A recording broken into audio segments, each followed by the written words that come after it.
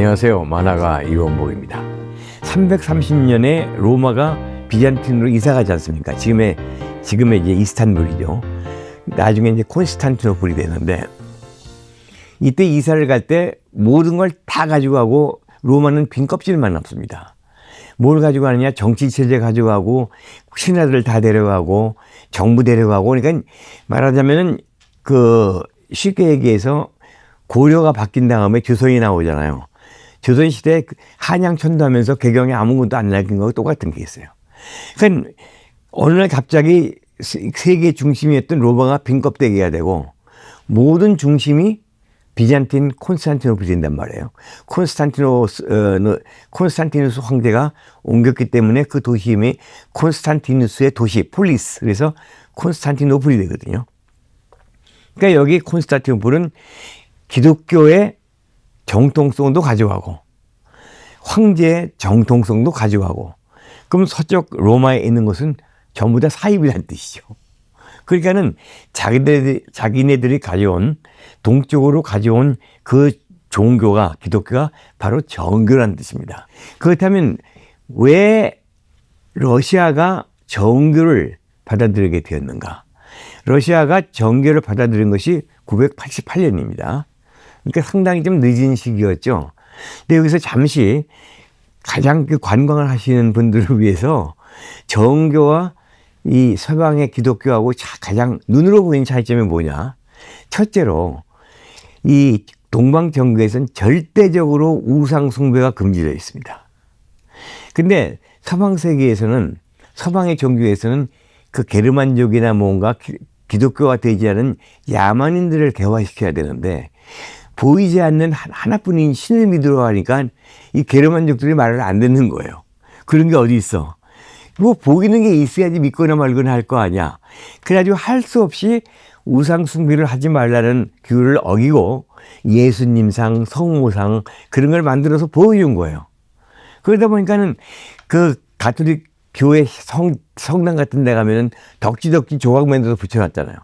그래서 예수상 있고 십자가 박힌 예수상 있고 성모상 있고 그다음에 12사대 그 성인들 있고 뭐 등등 할 거 없이 완전히 조각품 장식을 했죠. 이것은 동방정교에서 볼 때는 완전히 이건 사입이라는 얘기예요. 그래서 그 동방정교 교회를 가면은 첫째로 아무런 조각이 없습니다. 절대 금지예요. 그러나 2차원은 가능해요. 다시 해서 그림은 가능하다는 얘기죠. 그래서 동방정교 교회와 그 로마 가톨릭이라든지 이런 데 가보면 가장 큰 차이점이 서방의 그 가톨릭 교회에 가면은 호화찬란합니다. 조각상으로. 근데 특징이 뭐냐 하면은 전부 조각품들이 도라네요. 조각을 돌로 하지 그럼 뭐 석고로 합니까? 그 돌을 새겨서 하니까 전체적으로 회색빛으로 우중충해요. 대성당 같은 데 가면 하늘을 찌르듯이 높고 화려한 건축물이긴 한데 전부 회색빛 돌로 만들어서 우중충한 데 비해서 동방정교를 가면은 그림이 허용되니까 조각이 하나도 없는 대신에 천장, 벽 할 것 없이 전부 너무나 아름다운 그림으로 차 있죠. 그러니까 절대 조각품이 없다는 것인데, 그 다음에 또 하나 허용되는 3차원이라는 것이 3차원이라고는 할 수 없고 2차원인데 2차원이 3차원인 게 있어요. 그게 뭐냐면 이만한 액자가 있습니다. 액자는 3차원이죠. 그러니까 그림을 액자에 넣고 다니는데 그게 뭐냐면 아이콘이라는 게 있죠. 아이콘이라는 게 아시죠? 아이콘이 그 컴퓨터 하실 때 그 또박또박 누르는 게 아이콘인데, 아이콘이라는 게 원래 뜻은 이 흉상 그리고 초상이라는 뜻이에요, 원래는. 그래서 예수님이라든지 성모라든지 12제자라든지 아니면 성자들, 내가 개인적으로 모시는 성인들, 이런 사람들의 그림을 개인적으로 다 품고 다니는 게 허용되어 있습니다. 이것이 그 아이콘 종교에서 동방정교의 특징입니다. 아이콘. 또 하나는 그림으로 다 장식했기 때문에 동방정교 교회들은 너무나 화려하고 예뻐요. 그냥 두 번째 재밌는 것이 의자가 없습니다. 의자가 없어요. 왜 의자가 없느냐? 이 서방의 교회를 가보면 개신교건 기독교건 전부 중앙에 의자들이 쭉 있어서 신도들이 앉아서 예배를 보잖아요. 이 동방정교에 의자가 없어요. 왜 없느냐? 신도가 되는 것들이 건방지게 하느님 옆에서 앉아서 기도를 해? 택도 없는 소리 하지 말아라. 그만큼 엄격하다는 얘기죠. 그래서 모두가 서서 예배를 봅니다. 근데 얼마나 신앙심이 깊었는지 그 러시아 제국 때만 하더라도 하루에 적어도 2시간 이상 황실에서 예배를 봅니다. 매일 2시간 이상. 근데 2시간 이상 전부 일어서가지고 예배를 봅니다. 경건하게. 그런가 하면은 그 동방정교나 이렇게 가보면은 의자가 없는 대신에 벽면에 엉덩이를 걸칠 수 있는 조그만 벤치 같은 거였어요.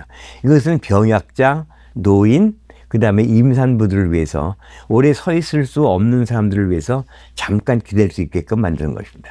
이게 동방정교의 그 교회 특징이고, 그 다음에 세 번째는 악기가 없습니다. 이 가톨릭 교회든 개신교 교회든 가면은 뭐 이게 파이프 올갱이다, 그 다음에 뭐 풍금이다, 심지어 아니면 피아노가 다 있잖아요. 그리고 뭐 어떤 때는 오케스트라가 와서 연주도 하고 뭐 대단하잖아요, 악기. 근데 동방정교에서 일체 악기가 안 됩니다. 그래서 가능한 게 뭐냐? 주로 남성들의 아카펠라. 그 단성으로 반주 없이 그 이게 합창을 또 이렇게 하는. 그래서 그 조각이 하나도 없는 넓은 공간에 의자 잡는 그 공간에서 남성들이 경건하게 굵은 목소리로 아카펠라, 그 정말 신비로운 분위기입니다. 자, 그런데 이제 얘기가 볼로 들어와서 러시아가 동방정교인데 이제 우크라이나도 동방정교예요.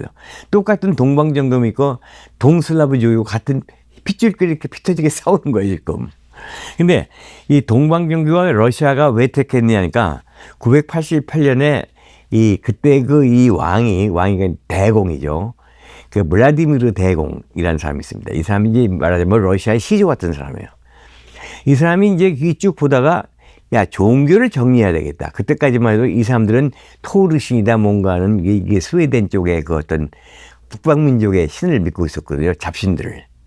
미신 비슷한 거. 근데 딱 쭉 보니까 동방종교 뭐 여기 쭉 이렇게 보니까 기독교도 있고 카톨릭도 있고 유대교도 있고 뭐 이슬람도 있고 딱 보니까 야야 우리도 뭔가 좀 종교를 좀 멋있게 해가지고 통일을 해야 되겠는데, 이게 왜 종교를 통일을 해야 되니까 이 부족마다 종교가 다르잖아. 그러면 국가가 통일이 안 되지 않습니까? 그래서 종교 통일해서 야 그렇다면은 지금 현대에 이렇게 보니까 아주 힙한 종교가 지금 우리가 보는 선진 국가들에서 4개의 종교가 지금 힙하게 지금 퍼지고 있는데, 서쪽으로 하면 로마 가톨릭이고, 또 우리가 가까운 제일 앞선 문화를 지닌 그 동로마 제국에 가보니까 여기는 동방종교와 소위 오소독스 정교가 지금 꽉 잡고 있고, 또 이렇게 보니까 이슬람교가 또 장난 아니더란 말이에요. 이게 무슨 스탄자 붙은 이런 지방 이렇게 서아시아 그쪽 보면 전부 터키 비슷하게 해가지고 전부 이게 이제 이슬람교가 아주 대단하다는 얘기죠.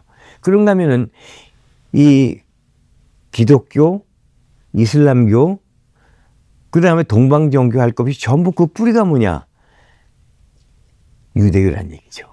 유대교가 이게 왜 뿌리가 되냐니까 최초로 유일신교를 믿은 나라 아니에요. 종교 아닙니까? 유일신교. 근데 유대교가 이제 쭉 거기서 퍼져나와서 유일신교와 그 구세주 사상, 구원 사상, 그것이 유대교에서 나온 거거든요. 그렇다면 쭉 볼 때 그 블라디미르 황제가 이거 왕이 유전벌레기에서 종교 태스크포스 팀을 구성을 합니다. 전남팀을. 그래서 4팀으로 나눠가지고 야 너희들 가가지고 각 종교를 좀 스터디해가지고 스터디 그룹을 만들어가지고 각 종교의 장단점을 한번 배워와가지고 우리가 이제 사지선자를 해보자. 그러니까 쭉 태스크포스 팀을 보내요. 얘네들이 쭉 보고 와서 나중에 이제 종교회의를 엽니다. 그 왕 앞에서. 그래서 야 어떤 종교가 좋으냐. 그러니까는 제일 먼저 카톨릭 태스크포스 팀이 발표를 합니다. 카톨릭이 참 멋있긴 멋있는 것 같아요. 근데 그 결정적인 단점이 맞습니다. 뭐냐?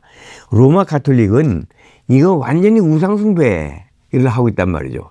그러니까 덕지덕지 조각을 만들어 붙여놓고 그건 말도 안 되는 거죠.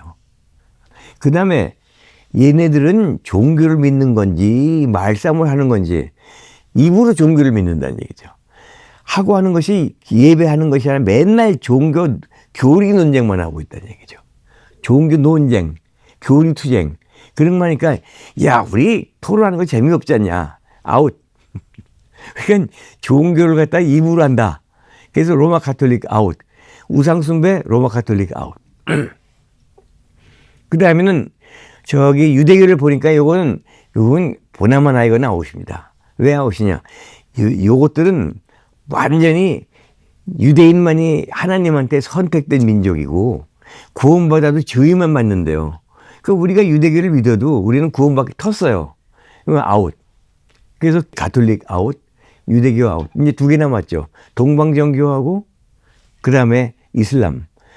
근데 이슬람은 어떠냐 했더니 이슬람이 이거 짱입니다.